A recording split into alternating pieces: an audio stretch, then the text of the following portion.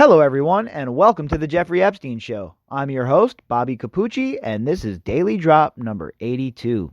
Well, another Christmas has come, and another Christmas has gone. Hopefully you all had a great time. Hopefully none of you shot your eye out with your new Red Ryder BB guns. And hopefully you are not too fat that your pants don't fit you anymore. Because I know during these holidays, boy, oh boy, do I consume large amounts of food, folks. We were at my parents' last night for Christmas Eve, and Christmas Eve's the big day for Italian folks. So we were at my parents' last night, and there was all sorts of amazing food. I bring home this huge tin full of leftovers, and last night I'm sitting up in my bed, eating food in my bed like just an absolute glutton. And guess what? I'm not even ashamed to admit it. What a fantastic time that was. Laying around in my pajamas, watching It's a Wonderful Life, my amazing girlfriend laying next to me. What more could a guy want, huh? Pretty successful holiday around these parts for me, and I hope that it was a successful holiday for you as well. Because, we're closing out this year with a bang, right? We have a lot going on. There's a whole bunch in motion for the podcast here. We have our trip to Santa Fe that's coming up, and I'm already looking forward to a next trip. I'm already looking at putting things together for when these trials start in New York to fly out, and I'm from New York originally, so the logistics of that is going to be a lot easier for me. The overhead will be a lot cheaper for me in a place like New York because I'll have lodging that I don't have to pay for, and I'll be able to stay there for an extended period of time if necessary, whatever the case dictates. So I'm really looking forward to the future. 2020 is going to be a big year for us here on the podcast. I have a really good feeling that we're going to be able to provide you with the content that you crave. Believe me, even if I don't get back to your emails right away, I read them and I'm doing my best to keep up on the emails. There are a lot of them and I'm a one-man operation. So by the end of this week, I will be completely caught up on emails. So if I don't return your email by the end of this week, then shoot me 5 or 6 more right in a row to get my attention because it's obviously buried or going to the wrong folder or something like that. So I'll definitely catch up on those emails because I love interacting with all of you. As you all know, I'm pretty good about that. I try to keep up on that. And usually within a day or two, if you email me, I definitely fire right back. And sometimes automatically I'll fire back right away. It just depends what's going on. A lot of times I'll be doing research and I'll have all of my notifications turned off. So unless I physically go and check the email, then I don't know that I'm being contacted. So we have one story for you tonight, and it is from December 13th. I don't know how I missed this story, but it looks like it's going to be pretty significant. It has to do with Jeffrey Epstein and him funding some program on PBS. So I guess he donated a lot of money according to this headline. Again, as per the format of the Daily Drop, I do not read these articles prior to reading them on air with you. I feel that's more genuine. I feel that it reflects my actual opinion much more, and it doesn't give me time to try and be politically correct or try and, maybe duck away from it and, come up with a good answer that sounds good. I think that in a case like this, especially nowadays, I don't think anybody wants to be BS'd. And I certainly know that the listeners of this show don't want to be BS'd. And I think that from the emails I've received and from the people I've talked to who listen to the show, I think people really like that format, the format of just, going raw. No pre-production, no packaging, none of that. Just give me the truth, give me the information, give it to me raw, and let me process it myself. And that's pretty much what the audience wants. And so that's what I give you, right? I just read these articles, and as I'm reading these articles, I give you my opinion. I talk about what I think is going on in this article, or if I know that the article is incorrect, I'll correct the article. But besides that, what we're doing, it's no different than if we were hanging out in my backyard and we were BSing and I was like, yo, man, you guys got to check out this article. listen to this crazy nonsense, because this is the same thing I've been doing for years in my parents' backyard, talking to my dad, my uncles, my friends. People are tired of hearing it. People are so tired of hearing about it. They're like, all right, we get it. We know everything's corrupt. Everything is corrupt. So I've just brought that same format that I would have hanging out with my friends, my people, my family, and I brought that here to the podcast. And that's what we do on these daily drops. And to tell you the truth, a lot of these stories, besides like the closer look stories where I really do some research and stuff, a lot of these articles I just break down and we just go right from the top. There's no need for any nonsense. If you know what you're talking about in this case and you follow this case closely, you really shouldn't need show notes. You shouldn't need any of that stuff. We're focusing on the same content matter on a daily basis here. We focus on the same stuff. And I believe that it's my job, and I take that seriously. I believe that it's my job to make sure that I'm bringing you folks the real, right? I'm not here to BS. Everybody who's been listening to this show knows that about me. I'm not here, I'm not here to jerk anyone's chain around. I'm not some fancy Cornell journalist. I'm not some Harvard trained journalist. None of that jazz. None of that stuff.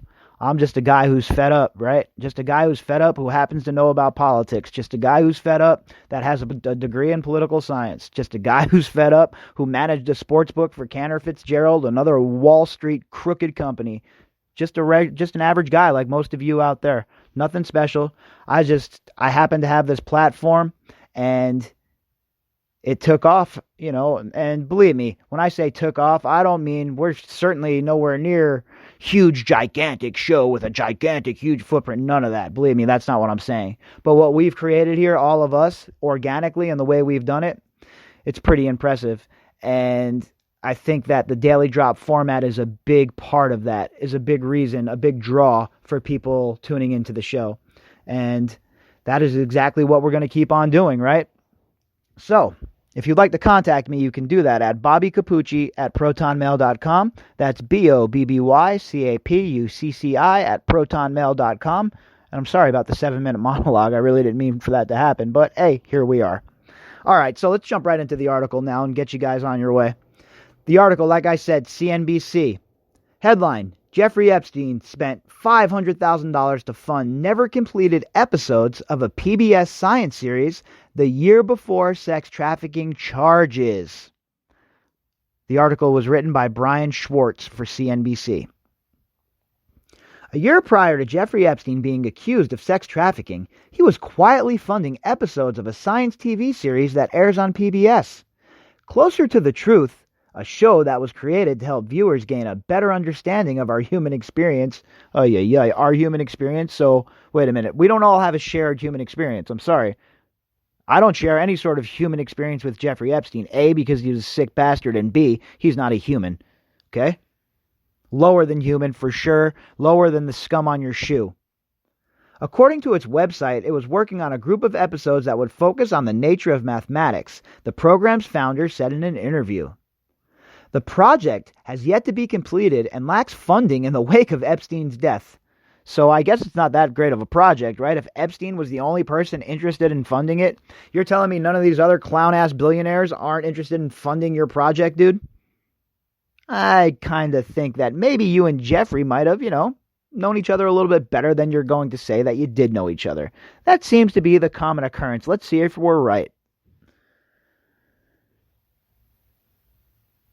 Robert Kuhn, the creator of Closer to the Truth, said Epstein committed to funding the project in its entirety, agreeing to spend $1.4 million. The financial support came through Epstein's nonprofit organization, Gratitude America, Ltd. This guy had so many shell corporations. Jeffrey Epstein had so many different stupid charities going on, all of these non-profs. Anytime, I know this is horrible, but anytime I hear about a non-prof, I'm skeptical at this point. I've been around enough people that work for non-profs. I understand the scam, the scheme, the plot. It's basically a Ponzi scheme, a lot of these non-profs, right?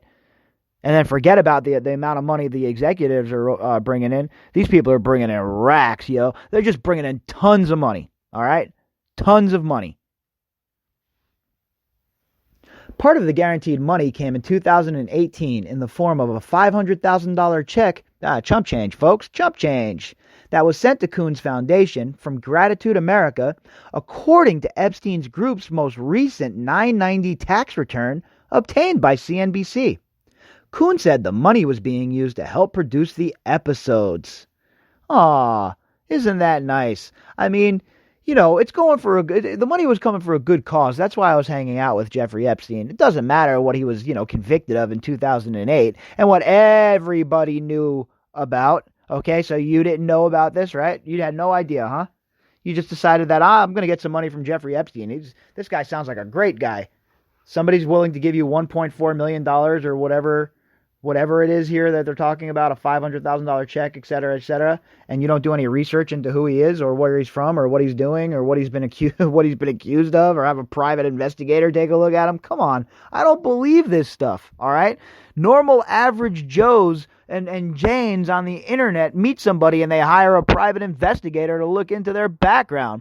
You're telling me these rich people that are so much smarter than you or I don't come up with these ideas? They don't think that that's a good idea to do? Or what? You think just because you're in high society, nobody's gonna try and jack you or take you for what you have? You bunch of morons. It just goes to show, folks. All right? Money does not equal intelligence. Most of these people fall face first into this money somehow. A lot of it's from grifting. A lot of it's from criminal activity, right? You show me a billionaire and I'll show you a crook. The donation to Coons Foundation is the largest donation Epstein made before he was arrested a year later on sex trafficking charges. After Epstein pleaded not guilty, he died in August while in federal lockup. His death was ruled a suicide. Allegedly.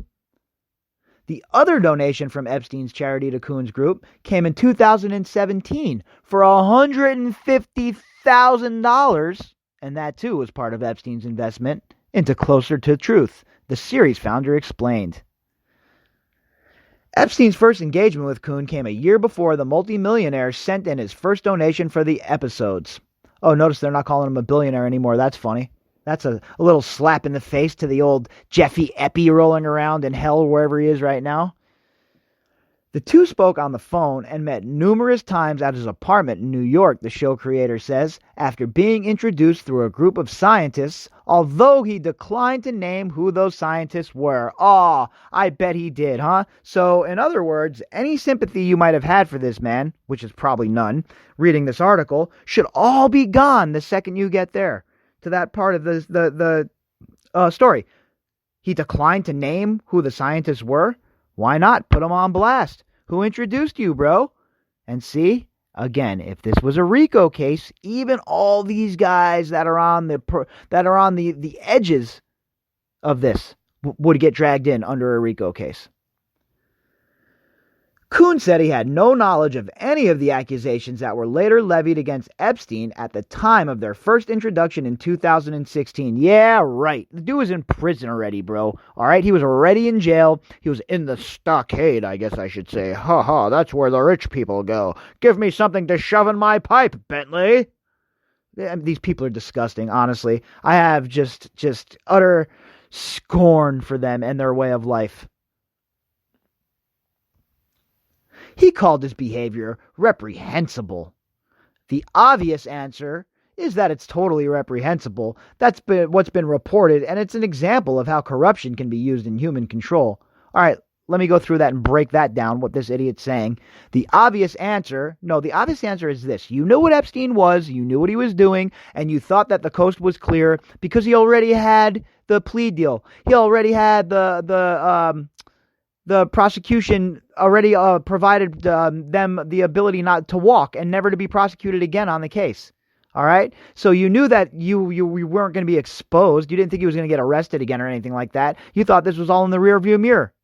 All right? And the corruption and that can be used in human control, please. You don't care about humans being controlled. You don't care about corruption. All you saw was dollar signs, and you took that money, and you did not give a good goddamn what Jeffrey Epstein did about any of those young girls in Palm Beach, about Virginia Roberts, about Sarah Ransom, etc., etc. Please save your crocodile tears, sir.